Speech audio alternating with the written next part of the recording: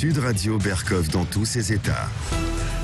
Et pas seulement moi, dans tous mes états. En ce moment, entre le Covid, entre le vaccin, entre ce qui se passe avec les SDF, ça va pas très bien. Justement, parlons-en des sans domicile fixe.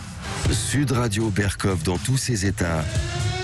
Lanceur d'alerte. SDF, j'ai pas d'adresse, rien à garder,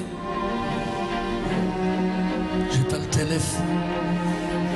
Sans Séverino, SDF. Rien dans la caisse. Et je rappelle la déclaration d'un président de la République en juillet 2017.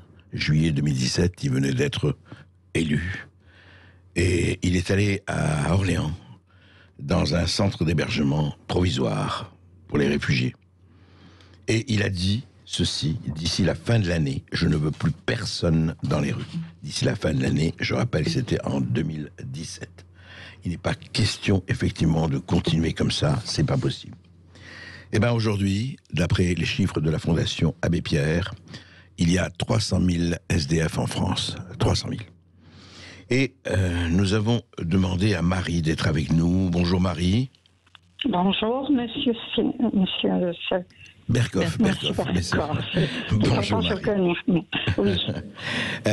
Marie, d'abord, je voulais vous dire que on vous avait reçu et merci d'être là. Vous-même, vous dormiez dans votre voiture avec une retraite très modeste. Pendant deux ans, c'est ça.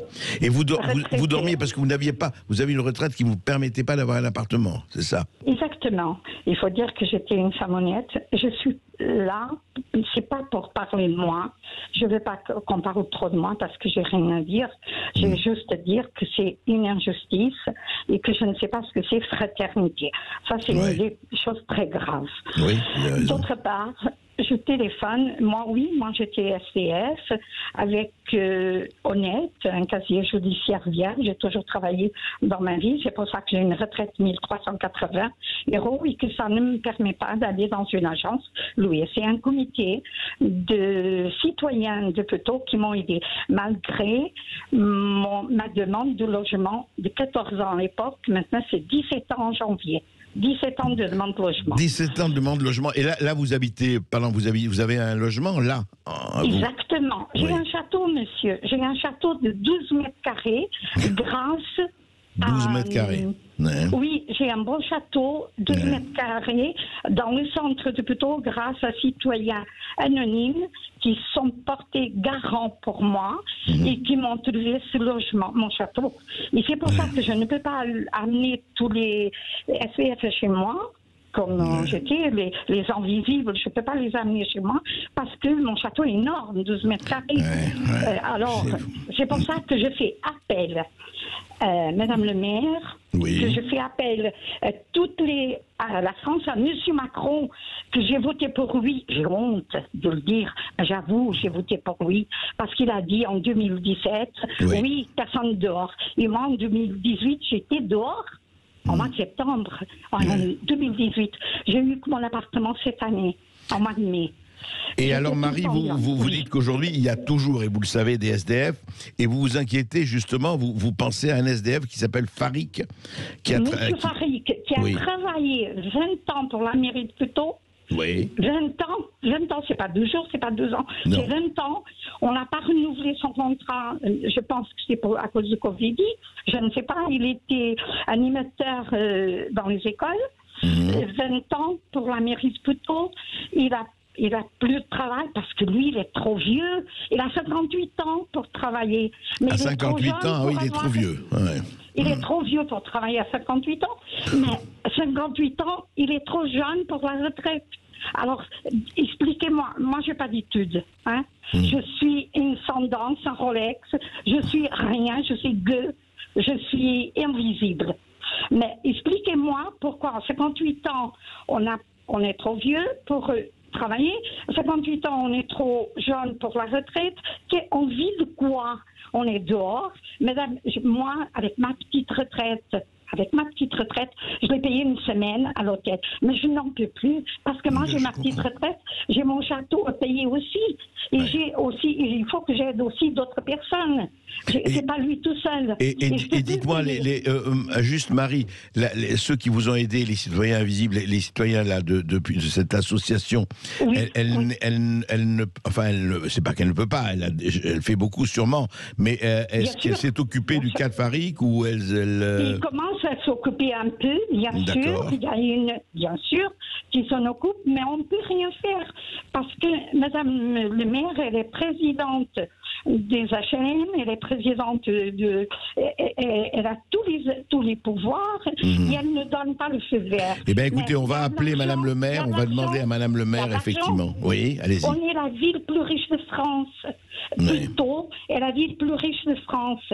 On a des logements vides. On n'aurait pas eu, j'aurais rien dit. Mais il y a la maison de famille qui a des appartements encore vides. Il y a des gens qui sont rentrés dans la maison de famille, mais il y a des appartements encore vides. C'est pour ça que je suis révoltée. C'est pas parce que si on n'a pas de logement, on n'a pas, on ne peut pas les fabriquer. On n'est pas le bon Dieu pour avoir un miracle d'un jour au lendemain. Mais la ville plus riche de France ne peut pas payer l'hôtel à M. Farik. Un monsieur qui a travaillé pour vous 20 ans, mesdames. Il y a quand même un problème. Alors dites-moi, monsieur, vous qui avez fait des études, que vous êtes bien, que vous avez beaucoup de connaissances, dites-moi ce que c'est fraternité, s'il vous plaît. Parce que moi, dans ma tête, je ne comprends pas. Égalité, je ne comprends pas, monsieur. Je ne comprends pas. Aidez-moi, s'il vous plaît. Mais écoutez, Marie... J'ai 75 ans. Je vais mourir et je ne comprends rien à la fraternité. Écoutez, vous n'êtes pas, hélas, la seule à ne pas comprendre à ce que c'est que la fraternité. Alors, je voulais pour terminer, vous dire... Monsieur Farik, il a travaillé 20 ans, c'est un monsieur qui... Je ne sais pas s'il a fait des erreurs dans sa vie, je n'en sais pas. Mais quand on me frappe à la porte, je ne dis pas « qui tu es ?» Je demande « qui c'est qui est là ?» Je comprends, Marie. Alors, aidez-nous. Alors, moi, je termine avec cette phrase. Oui. De l'abbé Pierre. Un sourire coûte moins cher que l'électricité. Mais on est il donne autant de lumière. De l'abbé Pierre. Alors, faites un sourire. Mais on a besoin aussi d'électricité. Marie, écoutez, merci, vraiment merci de votre témoignage. Très grand merci de votre témoignage. Et je vous promets, on va appeler ce week-end, ou en tout cas la semaine prochaine, nous aurons la mairie de Puteaux et nous allons lui poser le cas de Farik. Monsieur Farik et d'autres SDF, les invisibles, ils peuvent mourir cette nuit. Il fait 0. Mon Dieu, ici, la humidité qui est encore pire que le froid. Et Marie, vous disiez aussi, quand on a discuté avant, vous me disiez que l'hôtel de Paris qui est en face de la mairie de Puteaux, qui a déjà... Il m'a logé rapidement. En fait, j'étais pas 2 ans dehors. Parce que j'ai eu quand même des gens qui partaient en vacances et qui me prêtaient leurs appartements quand c'était les vacances scolaires. Ils me prêtaient à Puteaux quand c'était les vacances scolaires. Et le propriétaire de l'hôtel de Paris, en face de la mairie, sa femme est venue me chercher très souvent pour m'offrir gratuitement quand ils étaient vides, quand il y avait une chambre libre. Et vous proposez à ceux qui nous écoutent de justement peut-être donner de l'argent à cet hôtel, comme ça ils pourraient accueillir justement ce Farik. Voilà, c'est ça. Moi je ne veux pas d'argent pour moi. Je peux manger une soupe tous les jours et je peux me chauffer tous les jours. Non, mais vous avez raison, en tout cas. Mais je veux qu'on appelle. Si quelqu'un veut nous aider, aidez M. Farik, pas moi, attention. On va le faire, on va appeler. Oui, Marie, on va le faire, on va appeler qui doit appeler. En tout cas, évidemment, l'antenne est ouverte à la mairie de Puteaux pour qu'elle intervienne, mais ça me paraît effectivement inadmissible que des gens restent comme ça dans la rue, c'est impossible.